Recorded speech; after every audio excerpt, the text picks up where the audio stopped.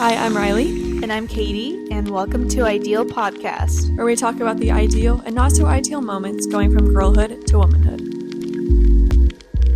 Hi guys! We're back. I feel like I always say guys.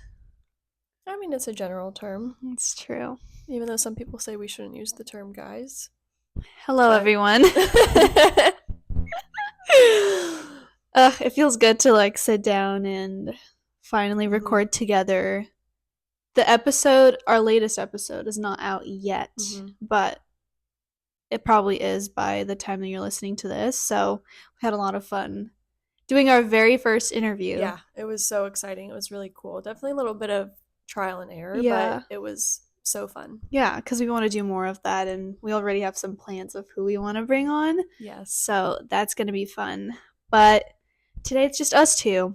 So I think this will be a good topic. It's definitely a little bit more vulnerable, but in a good way. I think the audience should enjoy it. Yeah, and I think it's also good for us. It's a good way to just humble yourself and kind of open up a little bit more. But yeah, before we get into that though. Yeah, drinks? Yes.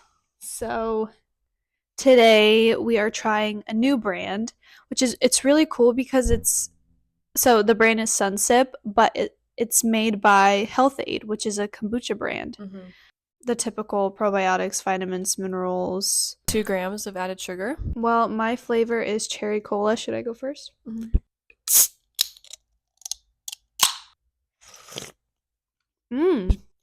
Whoa, you get a good kick of cherry after you take the sip. That's good. I say this every time, but it reminds me of something. Probably just cherries. If I had to say, because I say this all the time whenever we try cherry drinks, cherry can taste very artificial. I feel like this is right in the middle. Yeah, it's not super natural tasting, but it's also not extremely artificial. So it kind of reminds me of the Doc Poppy. Very similar. Yeah, I agree. Fizz is an 8 out of 10. It's or maybe 7.5. Let's do that. Flavor, I give it a 7 because I'm comparing it to Doc Pop, and you and I have been obsessed. So good. Yeah. Your turn? Okay. Mine is same brand, different flavor. So this is strawberry vanilla, which Olipop has the same flavor. I'm intrigued. So it'll be interesting to see which one I like better. You're not going to like it. Oh, no. It's very, because you don't like the strawberry artificial flavor, it tastes a little bit like that. This is a good 7.5. Flavor, I would say maybe 6.5 to 7. Dang. That does not even... That tastes like a sour strawberry candy. It doesn't even taste like vanilla. Today, we are talking about the mistakes that we've made. So we came up with a few categories, and we're just going to tell you kind of mistakes we've made and what we've learned from them. And hopefully it's helpful to you, especially if you're a little bit younger than us. So we're 21, 22 this year. You're turning 22 in a month. Wow, that's weird. I know. It's crazy. I feel like 22 is a good birthday, though. Yeah, I'm excited. I'm excited to be 22 because 21, you still feel a little young. Yeah. But 22 is that's it. You're officially an adult, I feel like, in my opinion. Yeah. So let's start.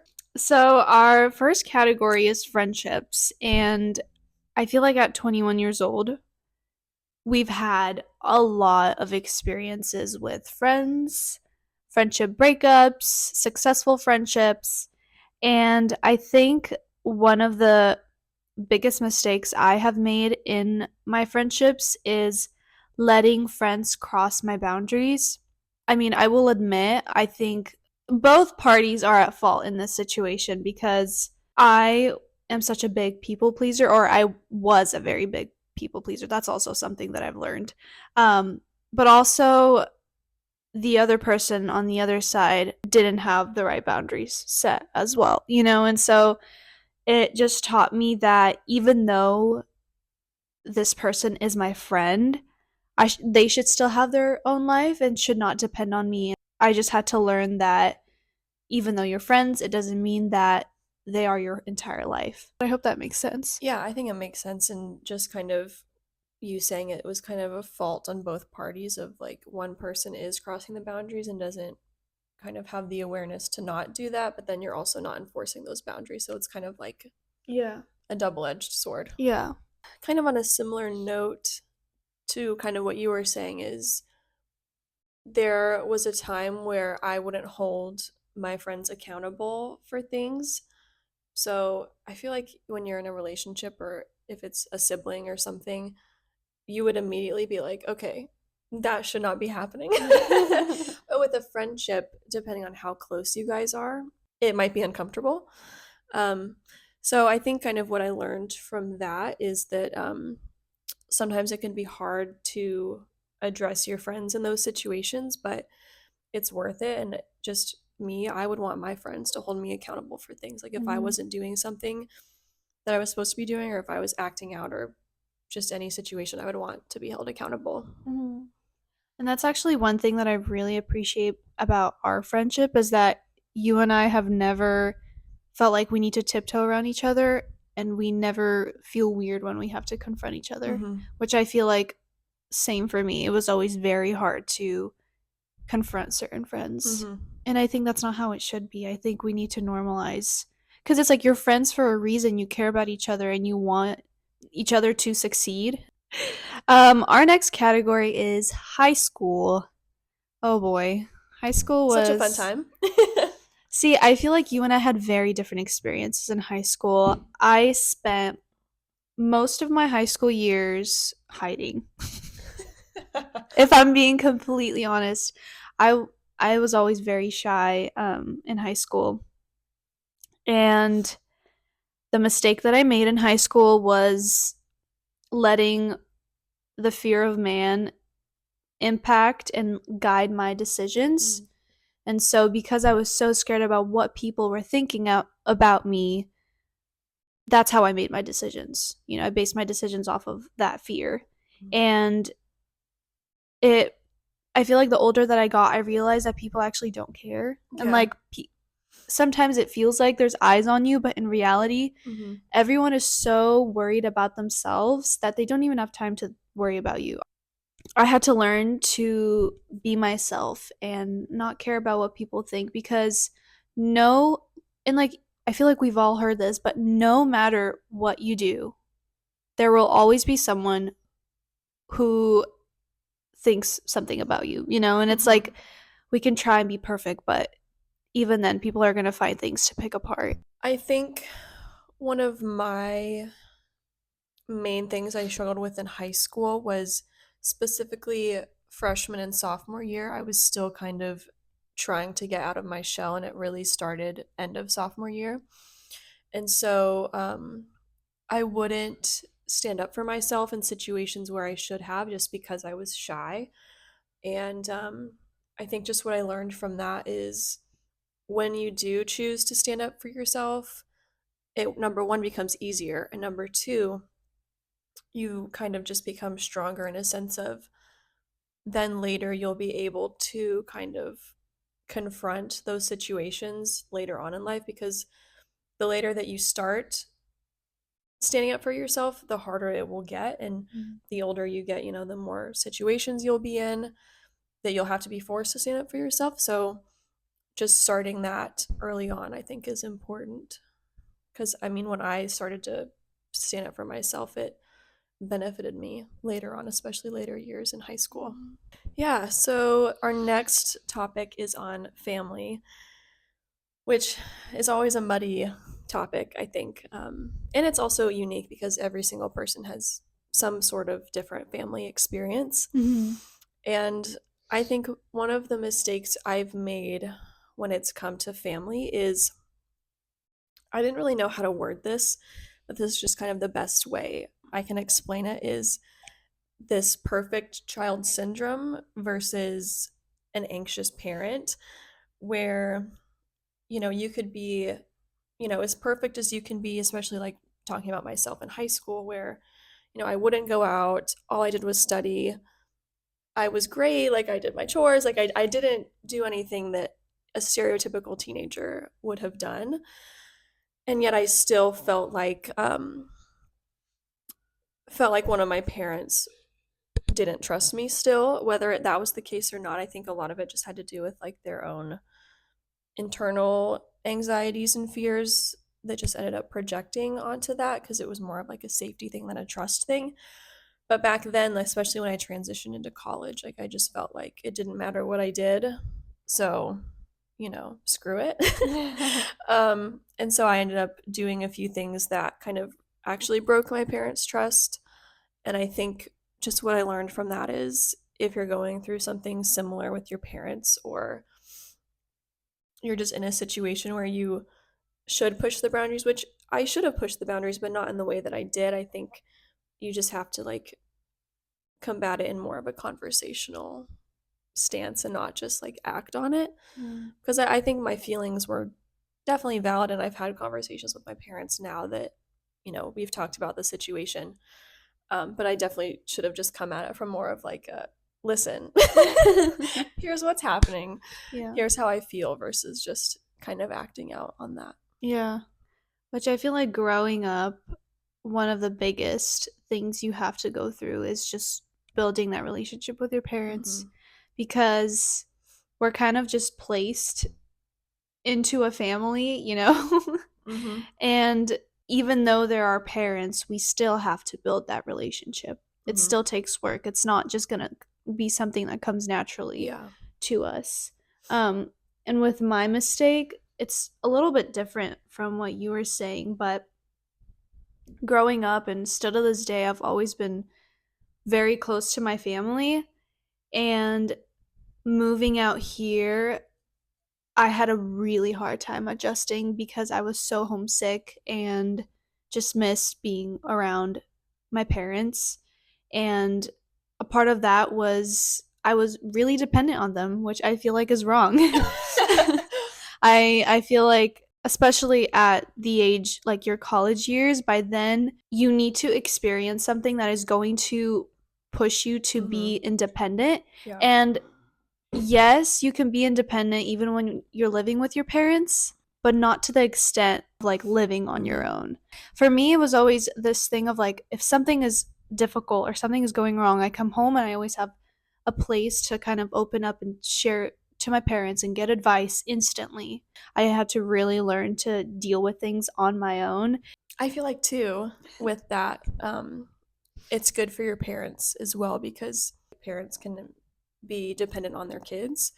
And so it's good for them too, for you to kind of push that boundary and just force to let go. Especially being the first one to go. To go. Sounds like I'm dying. I was the first to go. But yeah, it's just my sister and I. So me being the first to leave to college it probably taught my parents a lot too, Well, there's such a huge age gap between you and your sister. Yeah. Like for me and my brother, we're 2 years almost to a T, and so it was kind of at the same time we did a lot of stuff. We are both in college, as many of you know. Before and after, or like during my attendance at Pepperdine, I let myself listen to other people's opinions about my decision to come here. And this came from people really close to me. It came from people who I didn't know that well. A lot of it was to my face also.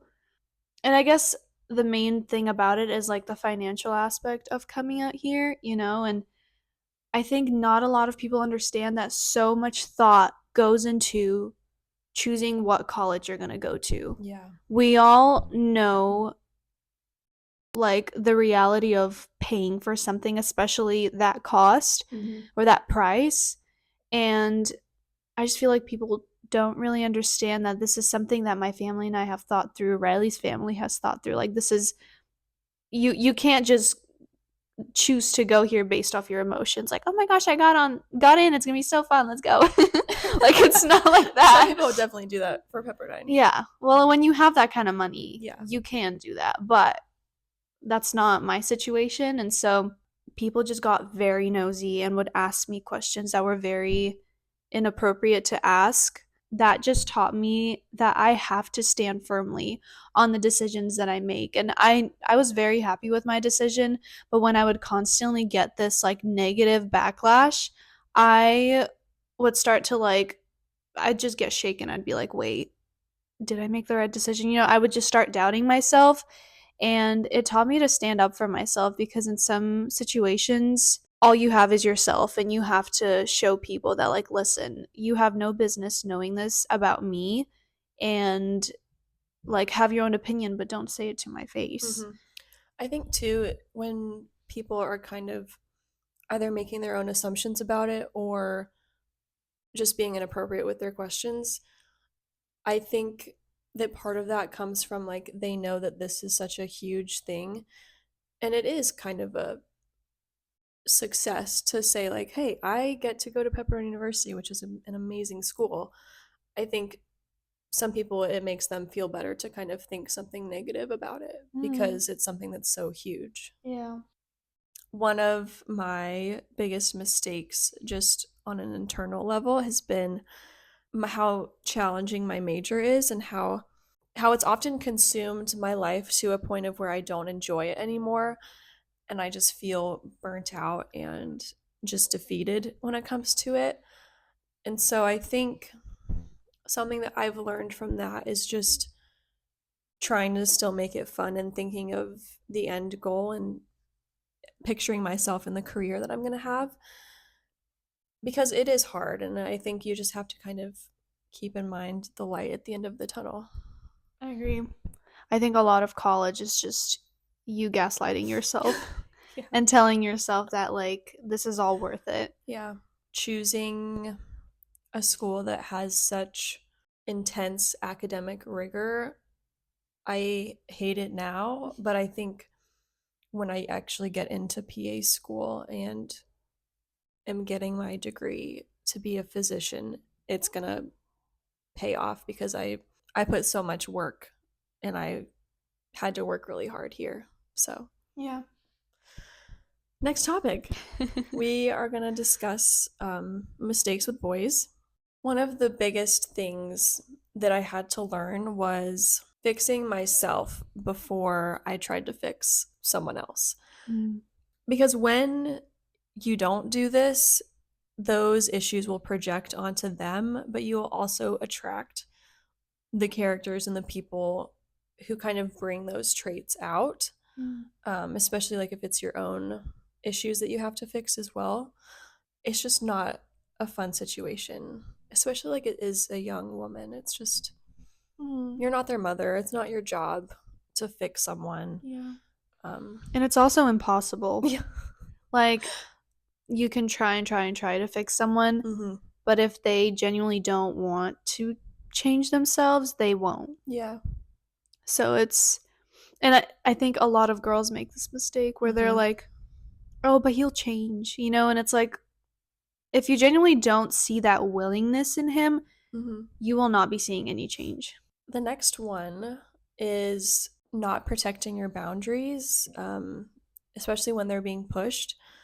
And I think just learning from that, again, like the earlier on you stand up for yourself and you have those hard boundaries, the less you're going to be hurt and the easier it'll be later on. And I think in high school it's hard to have boundaries, and it's hard to, well, it's not hard to have boundaries, especially depending on the personality type, but it could be challenging to not be influenced, I guess, is what I'm trying to say. And just only allowing respectful behavior in someone who pushes you to be better. If someone's disrespecting you, why are you still there? Yeah. Which I feel like I hear so many stories of girls who give many second chances. And I think that's when like discernment comes in, and you really have to look at the character of the person and think like, is this person actually good for me? You kind of have to think too, like I think I've seen this online of people saying, picture the person that you're with as a father. Like, do you want your kids to have this person and these character traits in a father? And also, would you let your daughter date Mm, this type of person? yeah. Yeah. T. No, that's such a good way to kind of observe the situation and understand. Another thing, and this isn't necessarily my mistake, but it's something that I've been surrounded by girls who have had this kind of mindset, and I just wanted to talk about it. Growing up, I was never in a rush to be in a relationship. However, I would be surrounded by girls who were always eager to get into that relationship and find their person. And I think a lot of women rush into relationships and then they wonder why they're unhappy. And I feel like what I've learned from what I've observed is the right man will come into your life at the right time when you're ready, as long as you don't force it. Because I feel like so many women get discouraged when they're trying to force it, and it's like, well, you're the one chasing. Yeah. I feel like it should be the other way around. I think also the conception, that's not the right word. Perception? Because I was thinking like misconception, so I was like, but it's not a misconception, so is it just a conception? People, I'll just continue with my thought. People saying that women date their dads, I think is fascinating, because people will have dads that are not good and just have these traits that are traits that you wouldn't want to have in a boyfriend or husband. And so if you're in one of those situations where like your father has traits that you wouldn't want in a husband, you have to like try to not be magnetized to those men. You know what's so interesting? I've always seen the opposite. I've seen girls have incredible dads and go for the worst guys. And it truly confuses me, because it's like, you grew up with having the best example in front of you. How are you choosing a guy who treats you the opposite of that? Girls, it all starts internally. Love yourself, which I will talk about later. Our next category is kind of the mistakes that we've made about ourselves. Or just like more mental mistakes. Personal mistakes. Yeah. This mistake, I mainly experienced or made this mistake when I was in my early high school years. Growing up, I kind of was very insecure about myself, and I let certain trends and just seeing the things that everyone else was doing, I kind of made that my standards. And it taught me to do what's right for me and genuinely learn myself and learn what is best for myself.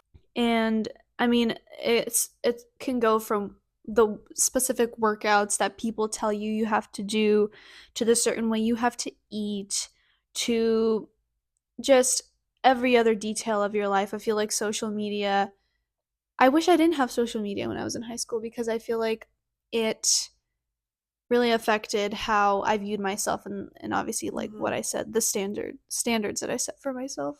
I feel like in 2020, when I think this was the year that the Chloe Ting workout challenge was super popular, and that like messed people up. Yeah. I just feel like it leads so many people astray in that sense. The next one, it kind of falls into the same thing, but I've always had an issue with having to be perfect. It's not even like a outwardly perfect. It's more of just like, I have to make the right decision all the time. I can't make mistakes. If I make a mistake now, it'll lead me to other difficult situations. I was just so in my head about having to be perfect. Over time, I learned that I have to be gentle with myself.